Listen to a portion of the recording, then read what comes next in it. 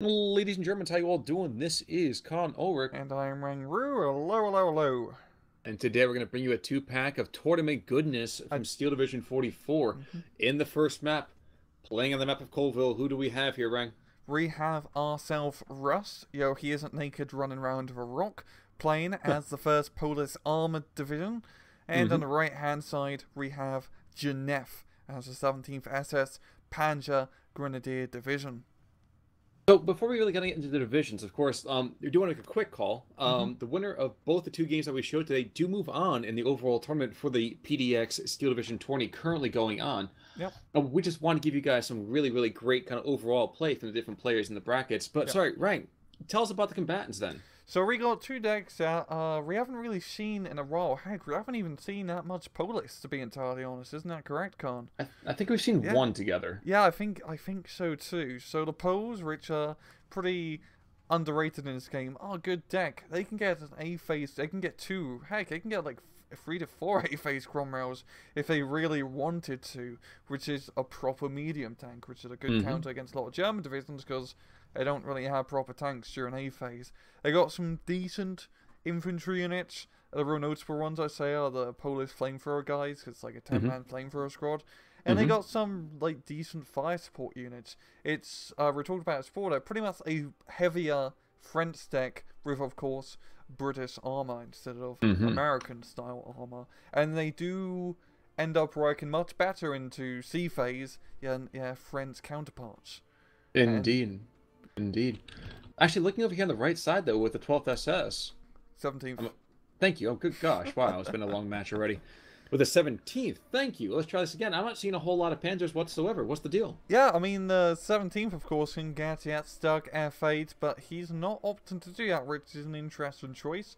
It's not a terrible choice, because it is 150 points, which can be a little bit of an investment, but it's a very infantry-focused deployment, Khan. Mm-hmm. And, I mean, there's no real towns to really capture in the middle, so I'm wondering how it's going to really fare out if his infantry deployment will work, because he's going to need the armor to really try and stop the Cromwell and the Stuart and maybe other light support vehicles that the Poles can bring up. And now that's a quick deployment phase, wow. It's nice, 230. actually. I'm, I I'm love happy to that. see That's that, though, good. too. Oof. These guys So, are on point. yeah, indeed. Indeed. So the Poles bringing a nice mix. As you said already, Germans not bringing a whole lot in terms of vehicles, but it looks like they're being very aggressive. Is he basically trying to use the hedgerows, perhaps, to stave Yeah. off that armor? That seems to be so. I mean, a 17th SS does get the Panzer Grenadiers. Don't have the Panzerfaust, unfortunately, but it's still 2 MG42. So, in this more long-range open fighting, they will prove to be rather troublesome. And he's got a decent amount of pack guns to cover his approaches, and I'm believing an IG-18? Yeah, an IG-18 too, because he can do the IG-18 spam. Mm-hmm. So it seems like it's going to be infantry and stationary weapons for Mr. Genève. Indeed, indeed. Sherman Vaughan coming up really, really close here. Pack 30 is going to get a couple of shots off. Question is against what, really? Oh, he's taking out this Polish infantry already. Poor Assad's one squad going on down, first blood to the 17th. Mm-hmm. I'm not going to say it's conservative, because neither player is really playing conservatively, and indeed, it feels like both guys are out for blood immediately. Yeah, it's his damn good aggressive play, and both. Well, the Polish are meant to be a much more aggressive deck in A phase, but as you can see, Genève is making some damn good ground.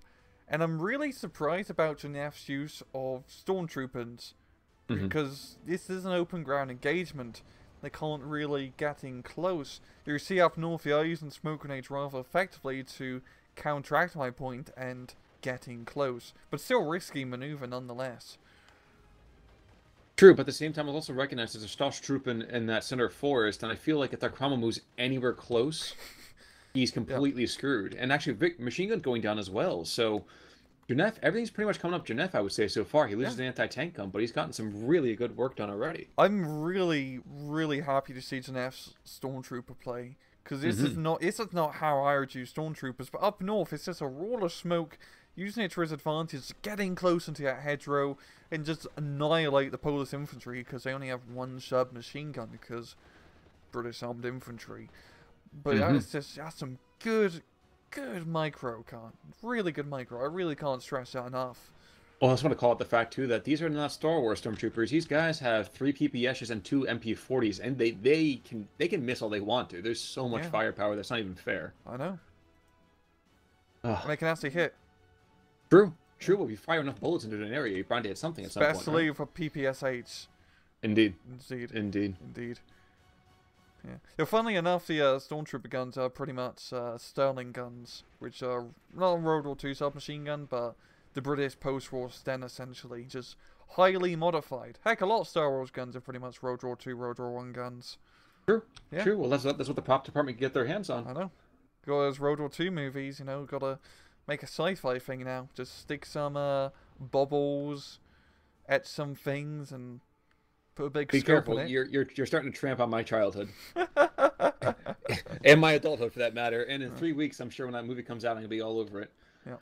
But anyway, both sides throwing more infantry reserves into the center part of this map, and shockingly, it's 53-47, but it feels like it should be a heck of a lot more for the Germans. Yeah, they've managed to get some good initial grounds, but this middle part of the map is bulging a little bit full of pose, and even though they managed to knock out quite a bit up north, they're still at Vickers gun stopping any major map advancement, essentially. It seems like it's going to be going into the Germans' favour quite soon, because they are clearing up shop of the Polish infantry.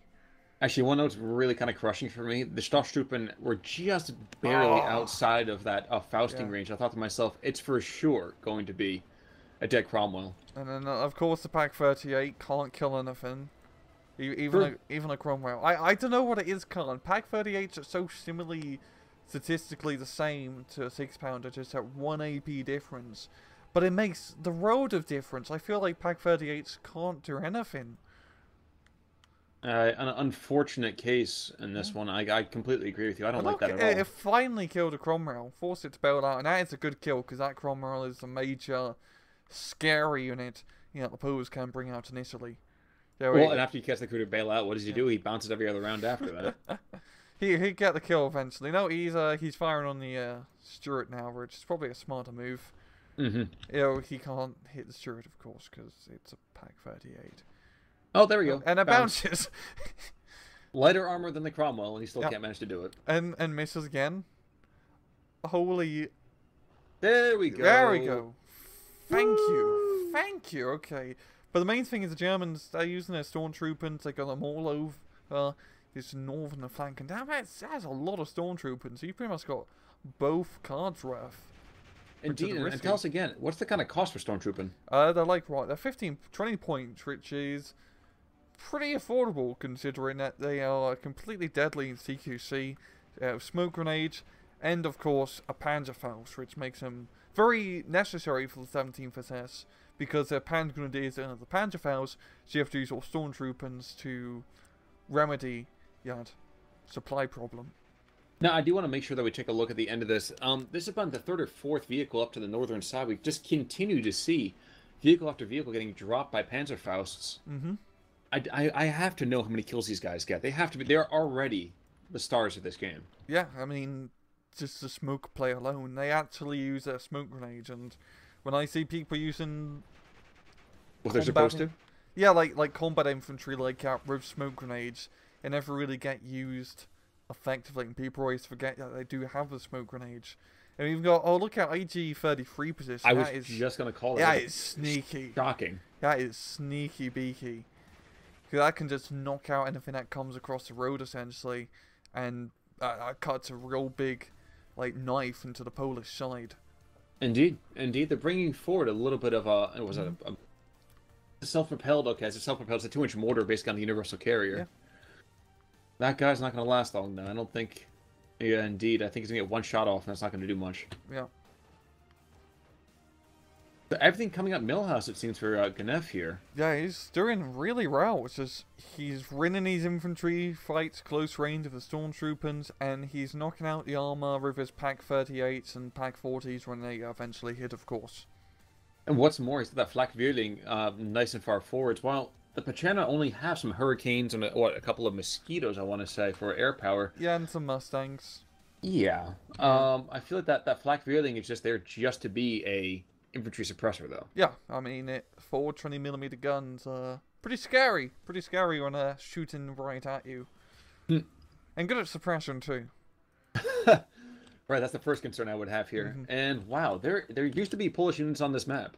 Yeah, and all the Polish units are officially dead. We've got another Cromwell being brought out to try and remedy the situation, but the Germans have the momentum, hook, line, and sinker. They are just pushing through the Devastating water. the map. Yeah, and once these Polish infantry go down in the center, that's going to be a huge chunk of land for the Germans. This is 63-37 already. Dear God. Yeah. And another surrender. So there's a Vickers, and there's that 2-inch mortar on the bottom. Mm-hmm. We have 4 units of Poles on the map. That's absolutely stunning. It's just he lost everything. It's going to be 3 units soon, Khan. Indeed, well, that machine gun's going to go down. That's down. Yep. The IG-18 could probably capture the infantry if he wants to. He's not going to, because he has a soul. Yeah. But he wants to. But yeah, jeez Louise. I think the Poles just they let the stormtroopers get way too close, and that just annihilated their infantry, and they've lost all control of the map.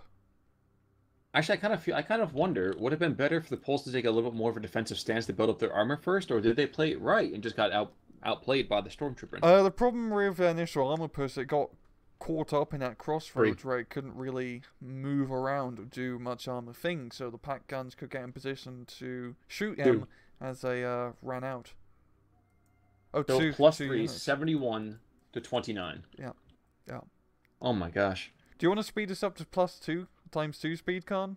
Because I think. Sure. 3, 2, 1, go. There we go. All right. And this is, we're not doing this to rub anybody's face. Wow. This is just beautiful play though, and this is kind of what we expect out of Knev. Yeah. And the guys, whatever you're thinking of this though, don't take the Poles too hard on this one. Mm-hmm. Just horrible luck. 17th SS is also, I'd argue, a very powerful division. As you can, where we did good play. Yes, the stormtroopers aren't really overpowered. I'm not saying that, but they just have good A-phase mobility and a good amount of units to really take advantage of in our initial push.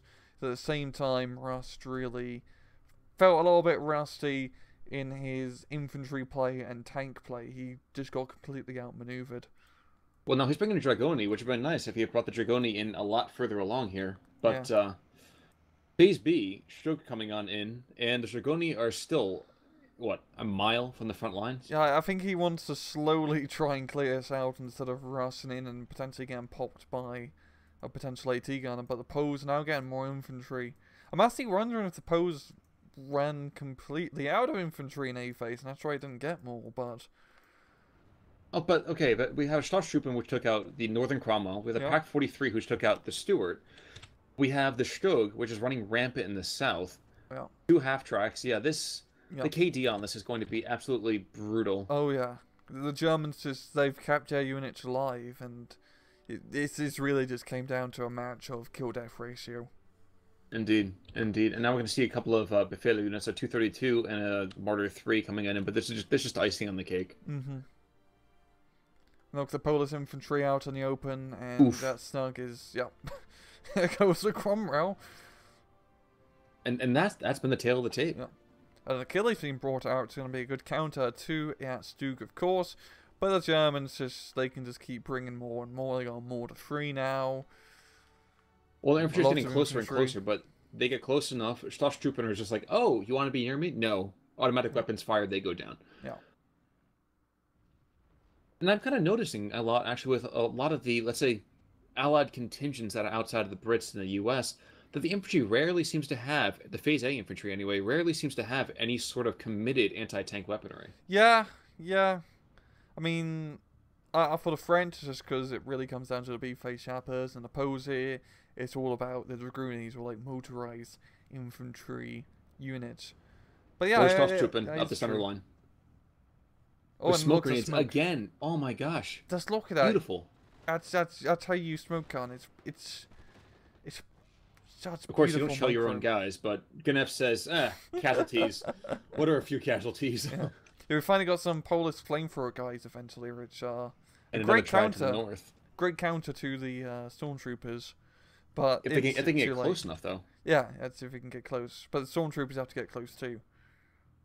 Well, it's a +4 in the meantime, and Damn. yeah, this is going to be a complete whitewash so far against the Poles. Yeah. Achilles has been able to take out that artillery piece, and while we have all those sapper wannabes, excuse me, saperzi coming on in, I don't know why, but they sound Italian suddenly. Mamma mia. Yeah, oh my gosh. Yep. Like, there's no words for this. I know, well, the Poles have finally managed to get somewhat of a front line set up now, but the Germans have just amassed too much. It's a huge snowball effect. Indeed. Indeed. Yeah. And I do notice, and this is a consistent thing, of course, I'm sure you can easily say why, but the Germans never seem to run it with MG42s unless you're playing, like, the Conquest maps.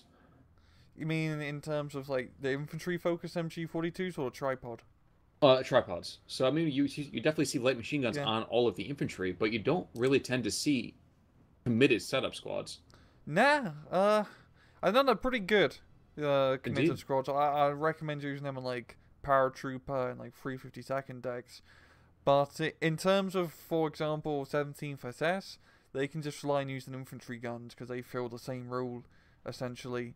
And for a lot of these, like, Panzer decks, people just prefer using half-tracks as MG42 Fire Sport instead of the tripod model. Indeed. Indeed.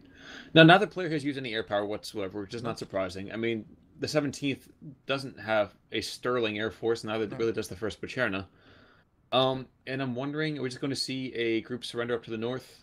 That's one. If the flamethrowers get forced to a surrender, we will see a tap out, but we're not going to have to worry about that too much anyway. It's going to be a complete whitewash. Beautiful play from Ganef, and terrible luck for Rust. Yeah, that was really Ganef. Even though 17th SS is a very powerful division, Ganef just wiped the floor. Good play. And let's just take a look at, holy crap, the KD, that is, oof. Insane. I'm not even going to look at the history, because I think we already know. And look at the kills. The Poles don't even get a full page of kills. Well, I'll put it this way. The Germans don't lose double digits. No, they, I mean, the Achilles managed to kill 2 whole German units, but that's the only, like, thing, even approaches is mostly getting its cost back. Exactly. And looking at Germans, Pack 40 knocks out everything. Stormtroopers, they're getting 4 kills. A lot of them have 4 kills. Pan Grenadiers, the Stormtroopers again, Stug. Just lots of kills all around. And really, just the initial opener with the Stormtrooper play was on point. That's really all that match comes down to in the end of the day. Indeed. So with that in mind, let's pivot over to another game. Yeah. I know folks watching Rang's video will go and definitely see that. Guys, I'll check you right after I fade to black. I'll be right back. And we're back, folks. Thanks for sticking with us. We have some more PDX play. Game 2, getting started right as we have right now on Column Bells. Who do we have, Rang? Well, on the left-hand side, quickly, we have the back as the 3rd Armoured, and on the right-hand side, we have Thrace Total War as 91st Laughlander.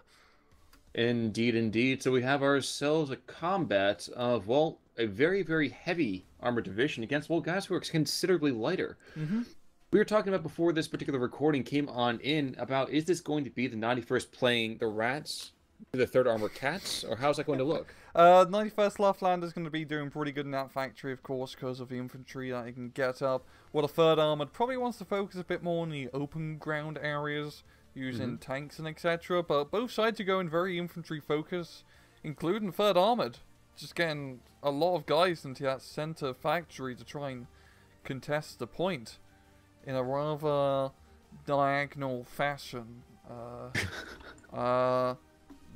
Like, spread out a bit, move into some better positions. I mean, whoa, hey, we have a Fallschirmführer Ulig is on. Whoa! Alexander Ulig. Oh, that's a new one. Yeah. I have never seen this guy before being used, so hats off to Thrace TW. Yeah.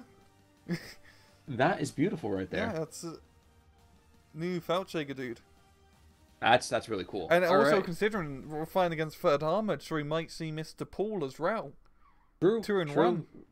Coming down the Fury Road, if you know what I mean. Yep. So while the action is getting kicked on off, we're going to have a lot of close combat coming on here. Just a quick review. Winner of this game will move on in the PDX Steel Division Tournament. Loser is going to unfortunately be sent packing for the time being. And we are playing for all the marbles, guys. Winner of this entire tournament, 3 PDX titles for his choice. Second place gets 2, third place gets 1, and maybe I should shut up when we get back to the action. What do you say? Yep. It would be pretty funny if one of the winners decided to get Steel Division as one of their winning titles. That would be pretty fantastic. You kind of wonder how he'd be doing it. Exactly, exactly. But the Americans doing pretty well in the factory. I mean, they almost got one foul shake and completely stunned, and they do have the half tracks there, which is the major advantage for the Americans, is just the half track support. Well, they've already been able to force one surrender out of one Ersatz trooping group. Mm-hmm. But with the Fallschirmjägers, that is a considerably harder nut to crack, I would think. Yo, they've managed to damage them just a little bit, forcing them to retreat. The Fallschirmjägers, they just need to get in close, use their Panzerfaust too, good effect like that, to really try and knock out the half tracks. At the same time, I'm thinking Ray's moving a Pack 36 over here to try and knock out a HT real fast. But is that really going to be the most important thing here? I would think that's more important to take out this M16 MGMC. Yeah, okay, yeah, trying to knock it out, because that is well, it's an anti-air unit, but when you have 450 cals, you can already become an anti-infantry unit. At the absolute minimum, indeed. Yeah. Ersatz taking a very opportunistic opportunity, taking a quick chance to dive over a little bit further west, try to increase that area of beaten fire for the Germans as more infantry pours in from the Americans. This is rather funny. The Germans have pretty much got a real good hold on this northern side, while they're losing quite a bit of territory to his American spearhead down in the factory. A little bit roles reverse in what I was expecting. And also, Fries isn't going for the RCX Truppen spam. He's going for a much more even force loadout, even getting himself a Stu 42. Well, and that's what's going to make the comment. He's totally fine to give the southern factory. That's going to even be better for the Stu, I would say, in terms of line of sight. Oh yeah, I mean, he can knock out the half tracks pretty easily. Well, here were the first shots too, yeah. Yeah. Oh, no, never mind. Okay, I think the Americans might be able to see their doom coming very quickly here. Oh, never mind. No, he's going to have the Pack 36. This is going to be a bad idea. Mm-hmm. And if the Pack 36 door knocker can hit anything, the answer is no. No. Just immediately. He's just there to knock on the door. The Stu's there to actually kick it in. Yeah. Oh, yeah. Oh, wow. Okay, never mind. He actually got both half tracks. And if the half tracks go down, does that mean that the American position is significantly imperiled, shall we call it? Or is that just going to be kind of, whatever? Yeah, once they start losing a lot of their half tracks, armored rifles really lose imperative fire support. And with Fallschirmjägers, we all know what Fallschirmjägers can do. They will tear them up at over 100-meter engagement distances. Don't tell me Ulig is under fire. Let's not die. Oh no, never mind. It's the Fallschirm Fuhrer in the beginning. Never mind. He's got 2 Fallschirmjäger Fuhrers right next to each other, which isn't, I mean, overlapping if one dies, but probably better to spread it out. Just spread them out a little bit. Share the command, love. You got spread to stars. I do also want to give a little bit of a shout out. We have Fallschirm Panzer Abwehrs, both in the north and in the south. One of the north has already picked off a vehicle. South is not going to do a whole lot here. And it looks like, at least to me, that we're going to have ourselves just a very, very big meat grinder fight in the middle. Yep. ME-109 making a gun run. He's going to go after that MGMC. He might be able to do it. Yeah, this guy's distracted. He's going after the Fallschirmjägers instead. So, rockets away. Yes, oh, wow. He takes it out. Wow, I wasn't expecting to kill yet, Khan, but damn. That's big. Yeah, he got the perfect side shot too, which helped out quite a bit. And oh look, the Americans sending a P-38, and oh no, the P-38 might get the kill, right? He's a little bit too fast, I would think, isn't he? Oh yeah, it's a little bit too fast. He's dodging and diving. Oh, there we go. Okay, well, death happens, but it seems to have been worth it. Panzer Abwehr in the north, by the way, taking out that Jeep finally. And half tracks are dying left and right. Out of the initial group of like, I don't know, what, 10 squads or 10 half tracks, we have barely 30% of them left. Yeah, we got 3 of those M3 HTs now, and it's just down to the stew if it was to get close enough. You don't want to get the stew too close because there's bazookas all over to try and do some fire support. I'm thinking the Germans may want some more artillery to help them out in the town. They do have that 150mm mortar, but he ain't exactly doing much. Well, he's going to bring out this Opal Blitz, and he's going to go and bring it down to the south. I'm not sure if I like the positioning there. I would have liked to have seen it something better along. You see that Pack 36 to the east of the factory complex? I would like to have seen the artillery back maybe in there. Yeah, I see what you mean. To give some like bit of fire support at the same time. Oh no, it is a flat field, so they can shoot into the factory. Mm-hmm. Because you do have that one little area with like the train yard junction rents. It's very messy in terms of line of sight. But let us not be too harsh so far. Thrace is up 53-47. He's getting those tickets slowly but surely here. Although, I get the feeling he wants to put a ton of pressure onto his armored leader. But I don't think he's going to be able to force the surrenders as quickly as he wants to out of this. Nah, I mean, the Feldjägers aren't in the best position in such close fighting. And, you know, they need to be at least 150 meters to really be useful against the armored rifles. Germans are mounting an assault to the south, though. IG-18 is forcing back armored rifles, and the Panzer Abwehr, they can take a shot. Boom. There goes the half-track. And the Germans take the entire south of the map. Yeah. And it's going to be about just exploiting this ASAP before armored reinforcements can try and shore this up. If he could get to that next bridge junction, where south of it is just a town and hedgerow, that is such a good defensive spot. And also, by holding that, you can launch attacks very easily northwards into the factory area. So if he can ration some units, try and take advantage of this, he can do some real good work on this southern flank. And the Americans seem to notice the danger, throwing in a jeep with some recons, as the Stuart starts to flirt with this Stu. But is he close enough? I don't think he's close enough to pen. He's statistically, he's close enough to pen. Yeah, but it's going to be a rather tough pen job. As Pack 36 seems to be in the area, trying to take out that Stuart, and at least if nothing else, they're going to completely threaten it. Yeah. And the Stuart's also fall back. Indeed, and that's a nod's as good as a wink in this case, isn't it? Nope. Yeah, at least they force the Stuart back for now, so the Stu is safe for another day. And the Pack 38, of course, can try and kill the Stu if he comes in for seconds. Really. Okay, finally we got some infantry spam into that town, and I believe that's Ersatz troop. And there we go. I was about to say he really just needs to Ersatz troop in the factory because that's an easy way to cap it. Indeed. Just run them in, get them close to the armoured rifles, and when they're being shot at, you bring in the Feldjägers to finish up the job. And oh look! There's off-map artillery being brought in. Oh hey! Oh hey! Oh yeah, indeed. And it's going to get rather explosive in this factory in just a minute, I'd guess. True, very, very true. He's going to go and try to just level that western part of the complex. And I really like that, actually. Don't actually hit the American positions. Hit the reinforcement avenues. There we go. Yeah, hopefully he can hit one or two things, at least. He's definitely going to stun up the surrounding units, because 210mm shots are, they make big booms, scientifically. I'm not even gonna argue the point on that. Was a brilliant idea right there. We are going to see this M21 coming out for the Americans, trying to drop rounds over in the Pack 36, and he's not going to be able to see it either. So I imagine this going to get forced back. Poor little door knocker. Not yet. Not yet. Not yet. He's holding strong. Yeah, we're on B phase now, so the Americans get a bit more armor and they can start playing a bit more better. They're still rather hindered economically. While our plans are now, we can start getting some Stug, some more airplanes, which is really the big deal. Maybe a B3, which would be a pretty cool unit to get.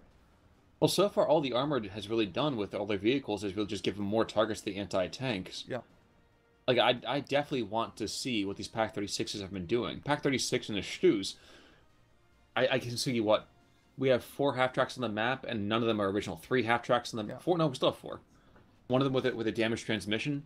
Yep. How many of them are original? None of None. them. The Americans starting to bring in more infantry reinforcements. I believe this is more armored rifles, I'd guess. And the Einsatztruppen coming in pretty strong in the factory complex. The Fallschlägers also reinforcing the point too. Oh no, engineers, my bad. Interesting choice. Good choice, because satchel charges are a very good counter to Fallschlägers and half-tracks as well. But really the problem is the Fallschlägers aren't close enough to get some anti-tank shots on the half-tracks. And you know what? Here's something that's nice. We're actually going to see a quick barrage coming on down. Usually we have that 40-second call-in time, but no. No. Thrace just wants to have shells coming right in right now. He does not want to lose his leader squads here. Yeah. And that's going to be super effective, as we can see, as Big Boom makes big work out of the American infantry. His micro has been fantastic on Ulik. Yeah. Jumping in and out consistently, aiming again. Dodge! Dodge! If you can dodge a satchel charge, you can dodge a ball. And he he dodged it! I told you, he can dodge a ball. That man is going to be great on the dodgeball tournament. He gets in close to finish up the job, and there we go. That's some proper micro, yeah. Oh Dodging my in gosh. satchel charges. It's the closest thing to this game in compared to Company of Heroes, you know, dodging a grenade.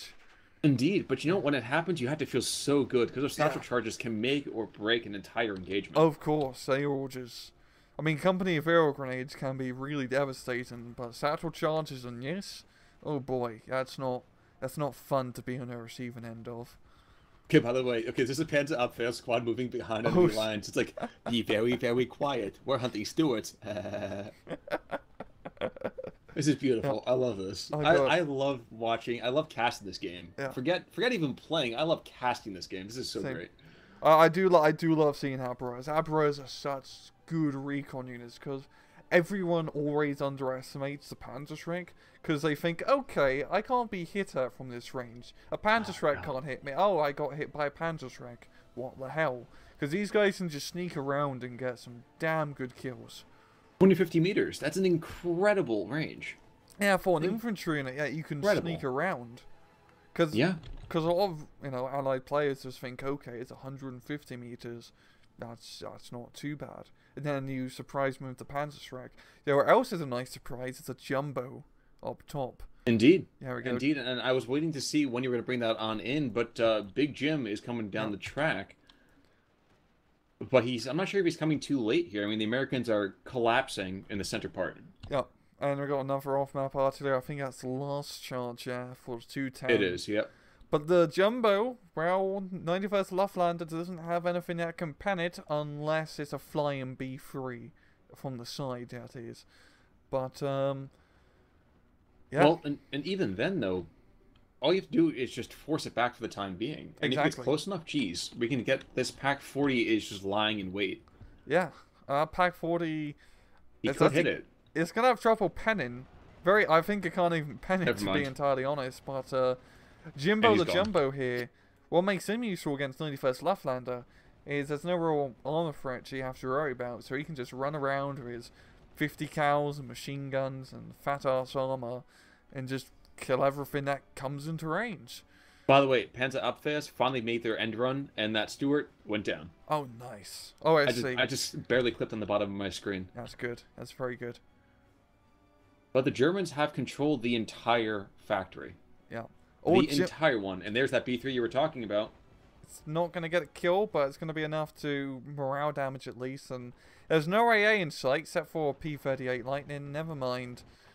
And that's going to be a second plane he's going to lose to American air power. Yep.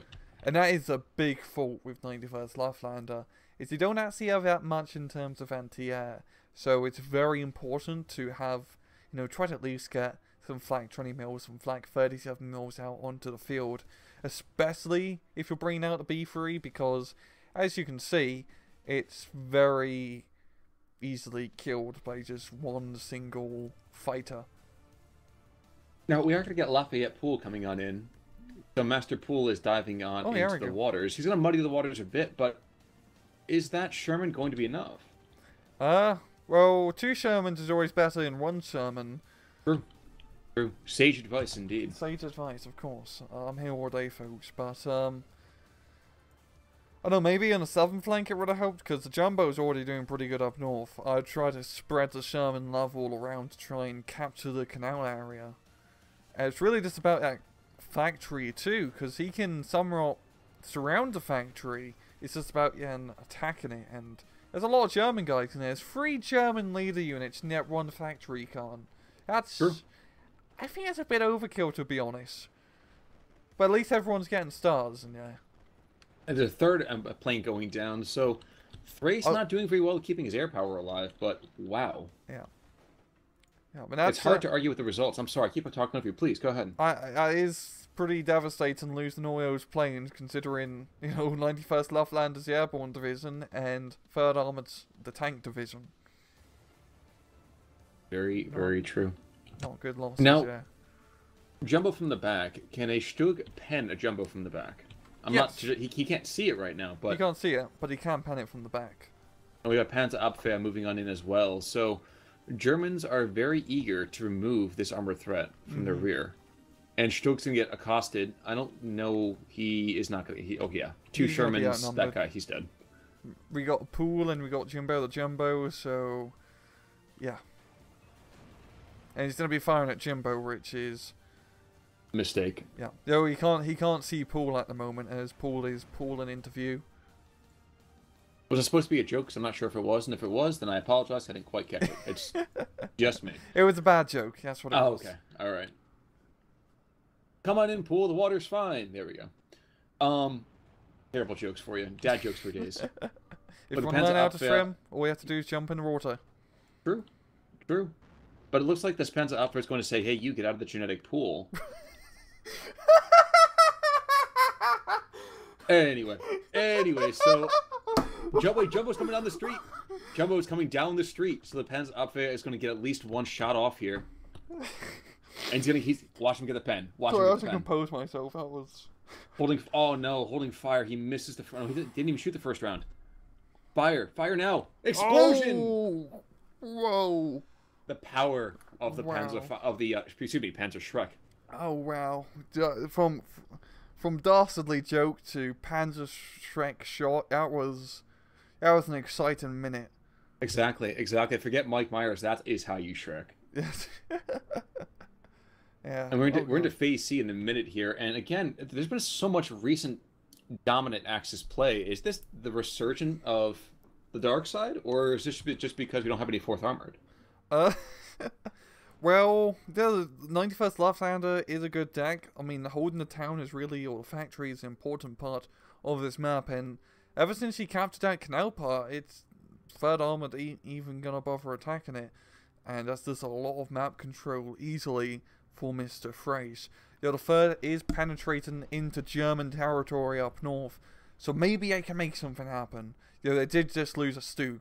Well, no, the Germans lost a Stug, which is good for the Americans, I should really say. But, Sure. It's going to be about whether they can just make enough ground in time, because Frace is getting that very nice, chunky, +2 point advantage. And what's more than that, I like how we have 1 engineer squad huddling in the factory complex from the Americans. Other than that, it's like... He's in a good spot, because if anything gets in close, and they're all getting close, they have 1 nice satchel charge to send their array. Indeed. Now, can the Germans clean up this penetration? Well, if they had a B3, they could. Okay, Pool has just gone down as well. Panzer Abwehr paying for himself by a factor of, what, 10? 20? He's taken out, what, 300 points by himself. Yeah, that's pretty good. That is some real good Panzer Shrek play here from Frace. He's been using them on point. And for 91st Luftlander, Panzer Shrek play, especially the Abras, is so important, as they're one of your most reliable anti-tank units. Shall I say that the American penetration is beginning to look a little bit flaccid, though? Oh, yeah. And it's really unfortunate. If you look at the mini-map, it definitely felt like that. Anyway. Yeah, I think it's not going to come to a good conclusion. Yeah. Definitely feel like they're being deboned as we speak. Yeah, especially with the Stug now cutting off the... Well, Stug as well as the P3, but fairly P3 coming on in. Not a lot of firepower, but with the Americans ailing as they are... Yeah. And that Stuke has pretty much almost circumcised the American Boja. I might have to merge this post to NSFW. Wow. Sorry, that just came to mind. But anyway, you got a Panther 3 too, and this is the end of the American penetration. This is really the end of it. Losing the Jimbo and Pool and all the same squad to the same in the same place. MVP, right? Yeah, MVP.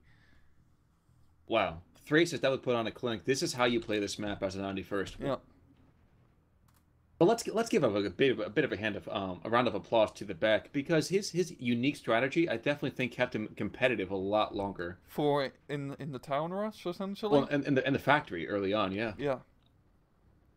Yeah, I feel like Beck really sort of focused more on the northern side initially instead of going all out for the factory, because I completely agree. He has the armor and field advantage with his deck compared to the Laughlander. He also has been doing a real good job knocking out the enemy airplanes. Wait, so Spencer Abfam might get a couple of surrenders here as well with the help of the ME-109s. Charge them! Claim the surrender. He's going for scalps. And that is number one? No, he can't, because he's a recon unit. Oh my gosh, you're absolutely right. He can get the kill, yo, so it's even more deadly. Man, and Ulig is still alive. Let's give a quick call out that the game's going to end and Ulig will survive. Mm-hmm. And that's a GG. Mr. Beck surrenders. Wow. And there we go. Pretty even KD. The KD does not seem like it is. It doesn't seem like it's encompassing enough. Like, it feels like there was so much more there. Maybe is it the airplanes that went down? Is that what it is? It's the airplanes, because Thrace lost pretty much all his early game airplanes. The Messerschmitt at the start, 180 points. The B3, 200 points. And the Messerschmitt again, like another 140 points. So, I mean, that's quite expensive to lose all of those planes. Heavy battery, by the way, losses, taking out three squads of infantry, 2 half-tracks by itself. Pretty darn beautiful there. Oh, yeah. Panzer up there, that guy was the man of the match. Yep. He saved the entire northern German position. Exactly, just by having a Panzerschreck in the right place at the right time. I just want to see how many half-tracks died here. I got 7 so far. 8, 9, 10, 11, 12, 13, 14, 15, 16, 17, 18. 18 half-tracks. It doesn't count any kind of scout variants or that MGMC that was there. Wow. Yeah. And that's really the American advantage, is the half-track spam for 3rd Armoured, because, you know, your infantry may like a machine gun, but you got an armoured vehicle that does have run. Mm-hmm. But yeah, really just good play, and Mr. Thrace Total War has captured the town, or factory, I keep calling it a town. He captured the factory, held onto it. The southern flank really helped him just by securing that little area of that small push. That small push gained him a lot of map control for, you know, cheap price, essentially. You know, I hadn't even considered that, but you're absolutely right as well. That push to the south, we completely neglected. Yeah, because not much happened, because he mopped up the small American recon forces, and then held onto it completely uncontested. But yeah, that accounted for a lot of the map control that Thrace had in that match. Very true. But Thrace spanking the back, and our second game now of today, of this particular cast, going the way of the Axis powers. Mm-hmm. So a dark presence is rising in the east, my friends, and I don't know if the west can bring it down. I don't know. Rang, what do you think? As we move forward to this tournament, do we think we're going to see a lot more Axis wins here, or is it just going to be going back the other direction? I think it's really just going to come down. I mean, it's going to be real cheesy, but I think it's going to be down to who's the best player, because as long as there's no 4th Armoured involved, and, you know, people can ban the decks that they don't like, I think it's going to come down to, you know, who can play their deck better. And also the whole banning thing, or the, you know, you can ban 2 divisions. People are going to be forced to play divisions that they may not like, or may not be as accustomed to. So it's going to be down to who can account for that, adjust for that, and be the better player. Which sounds real cheesy and, you know, pretty flaky. But I honestly think that's how it's going to play out in this tournament. I definitely am looking forward Yep. to seeing some more excellent play. Yep. Hopefully, Ryan going to be back here with some more with me in the next couple of days, right? Of course. Indeed. Folks, thank you so much for tuning on in for our two-pack today. Come back later, see if we can get a six-pack at some point, but that'll be tomorrow. For right now, I think it's going to be GG, isn't it? Yep. I'm Rangru. And I'm Con Ulrich. You all have a great day. Take it easy. Take it easy.